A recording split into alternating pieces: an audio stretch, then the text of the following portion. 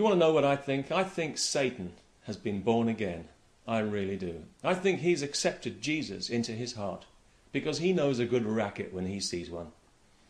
Here in the UK, we've now got an evangelical television channel. It's the kind of thing that'll be very familiar to everyone in the United States, especially if you've ever switched on your TV set on a Sunday morning and seen one holy man after another urging you to send money so that Jesus can buy a new Cadillac. Apparently, Jesus can't save the world until he's been properly kitted out with $1 million mansion and a private jet, some small print in the Gospels that we must have missed.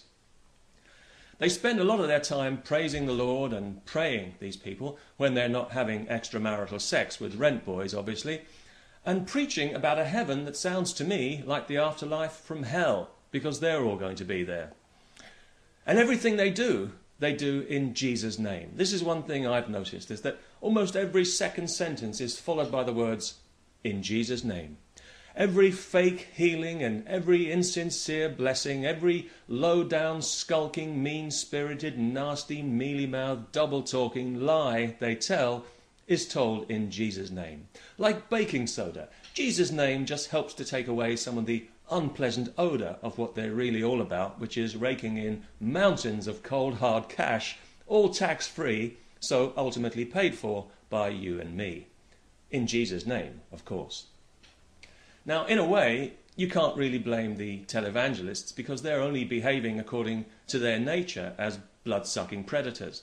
And they do fulfill a need of sorts, because it's said that about 1/3 of the population are what's called true believers, people who want to believe, who have a need to believe, and who are determined to believe in something. So you don't even have to threaten these people with damnation. They already want to believe your bullshit, and more importantly, they want to give you their money, like chickens throwing themselves into the fox's mouth. What self-respecting con man is going to turn down that opportunity, any more than the fox is going to say, no chicken for me, thank you, I'll just have the salad.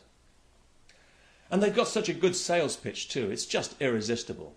If you send us money, you're preaching the gospel. And the more money you send, the more gospel you'll be preaching. What a dilemma. What should I do with my last few dollars? Should I feed the kids today, or should I do something useful with it and preach a little more gospel?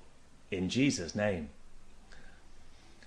Now, in some ways, you've just got to hold your hands up in admiration at the sheer barefaced effrontery of the whole operation. But the problem is, they use this vast wealth to buy influence in government and to interfere in other people's lives. And personally, that's where I draw the line. So, if you'd like to have some fun, and I suspect that you would, I had an email from the people at a website called earthsgreatestlawsuit.org.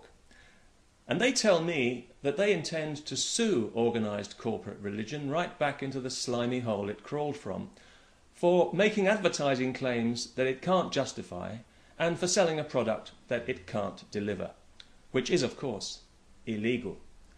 And if you'd like to, you can help them do it, and it won't cost you a penny. Doesn't that sound like fun? And the best thing is, if you've read the Sermon on the Mount, you'll know it's what he would have wanted. So you really can do it in Jesus' name.